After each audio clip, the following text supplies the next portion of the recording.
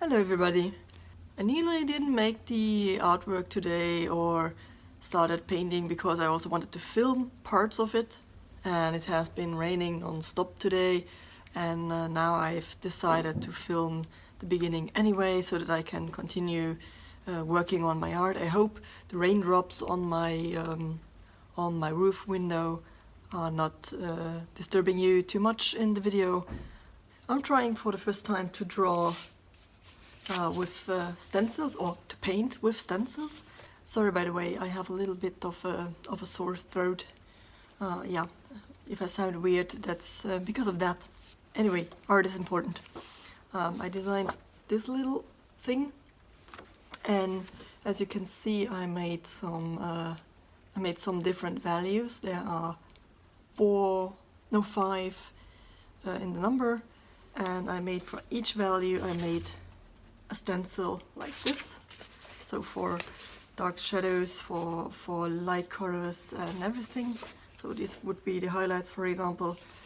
I have seen people working with stencils, but usually they work with spray color, and the only spray colors I have is red and white, and I know what they cost. They are super expensive, and just to try out a technique, I'm not really into buying 5 different spray colors now, because that would be about 50 euros at least just for one drawing in one color. The nice thing about stencil painting is once you have your design and you made your stencils, they are made on thick paper, you can reuse them, so you can make the same painting in different variations all the time. And that's the reason why I wanted to try out the painting with stencils, because I'm interested in printmaking, but I'm not so keen on getting my prints done by a print shop and then selling them as my artworks, which is a totally legitimate way of selling your art, but somehow I want to figure out a way to replicate my artwork but still have it a little bit handcrafted, I'd say. So that's why I also went into lino cutting and stuff, because with lino cuts you can also make multiple pieces of the same artwork, but still there's always a little different. It's always a handmade touch to it, and I just like that. Anyway, I don't even know if I can use this intro video and all the stuff that I was talking about now. I've just prepared my flat color background. As you have seen, I just took a color, this one, it's red sand, I think. How is it? Sand reddish, sandrötlich. It's medium quality acrylic color, so it's meant for art students, so it's not artist quality. It is a good quality anyway. Yeah, and I just made 2 to 3 very thin layers of that, so that I get a more or less even color for the background. And now I'm going to wait for this to completely dry. That's one tip I would give you if you do this. Always wait for your acrylic color to completely dry, because otherwise you're going to, even if it's touch dry, you're going to pick up the color again with the next one if you don't wait long enough. So be patient. I did that on the first coat. I wanted to make the second coat, and I picked up the first coat and it didn't do anything. It was not nice. So yeah. So I'm going to film for you the different steps, and hopefully we will have a good painting in the end.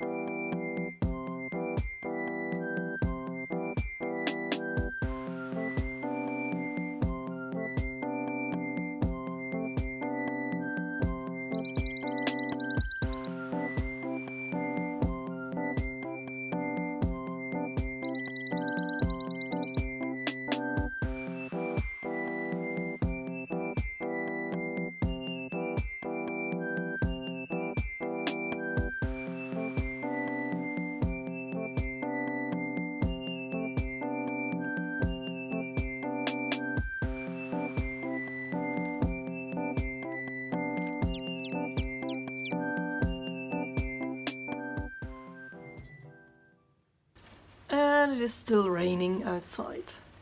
I've just finished the first layer of my stencil painting and it looks quite interesting. I just took you off the tripod to show you how I am mixing my colors, also to keep them wet while waiting for them to dry, because I'm going to make now a slightly darker color, then again a slightly darker color, so I can make a batch of color and then add to it again. And as you know, acrylics tend to dry quite fast, so I'm going to show you my color palette. So here you can see the first layer that I've made. I quite like how it looks. I had to take a little bit of extra care to really get to the border of the stencil so that it's not mushy, because I'm not spraying it. I'm painting with this foam thingy here so that I get a nice texture that I want. This here is my Stay Wet palette. So there's the lid. There's a wet foam thingy underneath it, which constantly gives off a little bit of wetness for the color. And on that there's a sheet of parchment paper where I can mix my colors. And now I can put my lid on this while this is going to dry, so that I can put my second stencil on it. And this will not dry out, and then I can, once I'm ready to put the next layer on it, I can simply put my dark color onto it. I'm going to darken it all down with this burnt umber. So layer by layer it's going to get a little bit brownish. I'm not going to darken it with black. Now it's all a game of patience and paint and wait, paint and wait.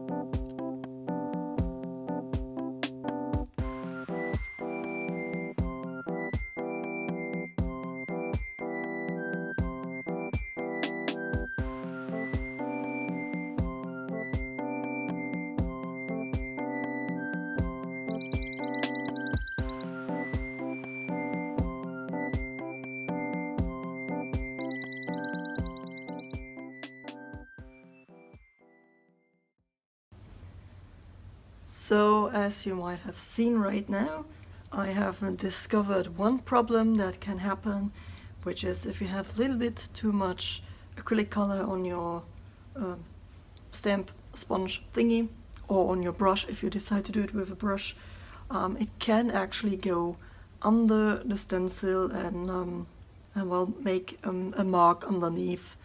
And I have now decided to keep a little bit of each color that I mix for each layer. Let me show you quickly. I ignored this one, this was for mixing, but this is my lightest color. This is straight out of the tube, this is the easiest. With this one I fixed the little border up here, and then I put a little dot of the first shadow here, because I'm going to continue mixing in there. There's also a color swatch so that I can compare stuff here, but I repaired a little bit here because also the brownish color flowed over, and I also filled up a little bit of the corners where the color wasn't very thick. At first I was like, why did this happen now? But then you have to figure out ways to fix it. You have to go in with painting by hand with a hand brush, and I think these are the reasons why still each one of these is a unique piece. This is not printing out the same artwork again and again. I mean, yes, the theory is to make something that is reproducible, but still it is still one unique art piece, because in every piece you're going to have issues that you have to solve one way or the other way, and you will always go in by hand again and not only have the stencil drawing. So I'm going to wait for this to dry again, and hopefully we will have no major accidents in the next few layers, because I would really like this to come out nicely. So wish me luck!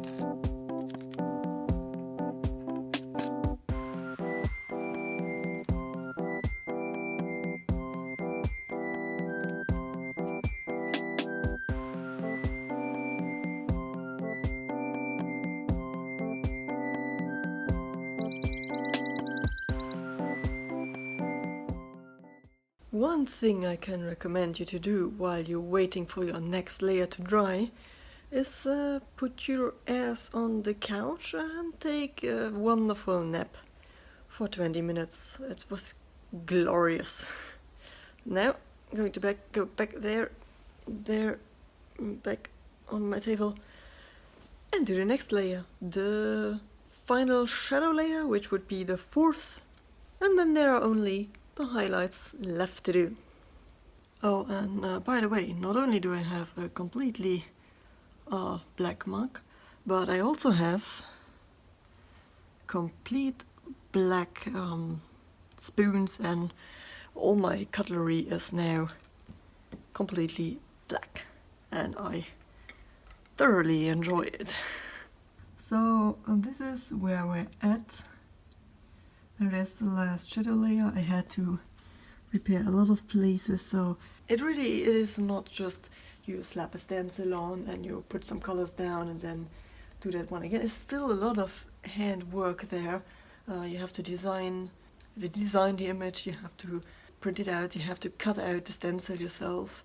If you don't have a cry-cut cutter thingy machine, which are overly expensive anyway. And I am very happy to see that even when painting with this method, they will be unique art pieces, and that's what makes my artist heart happy. Let's put on the last shadow and then the light.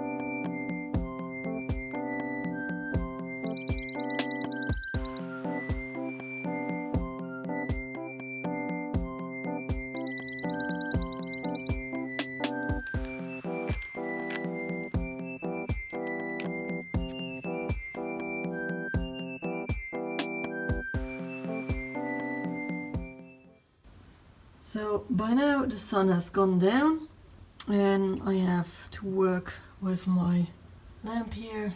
But yeah, this is how it came out with all the 5 layers. I think it's pretty neat, even though you can see that I had to repair a lot of places by hand by using a brush. But a lot of places, like for example the eyes, the alignment is quite well. I thought that the alignment would be much more jittery, like much more, well, you would have less alignment because it's really difficult to see. But what I'm thinking about now is, because I've seen other artists do this as well. I mean, before I do something, I watch a lot of videos from different people. And there was one person, this Slew, the YouTuber Slew, or YouTuber and artist Slew, S-L-E-W. He does his versions with outlines. So the outlines would make it look much more cartoony, but also it would hide any inaccuracies of the printing process. So I'm thinking about whether I'm adding outlines or not. So I'm going to have an early night's sleep because I don't really know if I'm going to be sick tomorrow or not. And then we will see what we're going to do. Take your time with decisions and don't rush anything. So yeah, good night. So I had a good night's sleep. I am not sick, which is very, very good.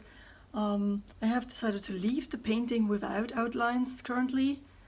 And I'm going to make a second one where I'm going to add outlines just to see how it will look.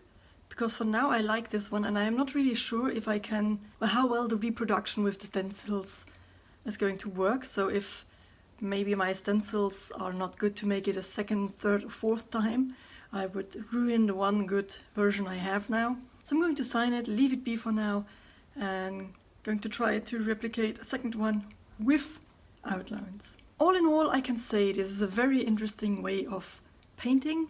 I really liked the whole process from designing the piece, printing and cutting the stencils. It was really, really calming. Then yeah, also putting the colors and layers on there. It's a really nice process. If you have a printer and some acrylics and some thick, I printed on Bristol paper, some thicker paper, just go ahead, do it, try it out. You don't even have to use 5 layers. I think that was just me underestimating how much extra work this would make if you make 5 layers with stencils. But in the end I like the results, so the more layers you have, the more chance of mistakes you have. And I'm so glad that it worked out in the end. So yeah, go ahead, try it out. And hope you enjoyed this little video and that I will see you next time. Bye!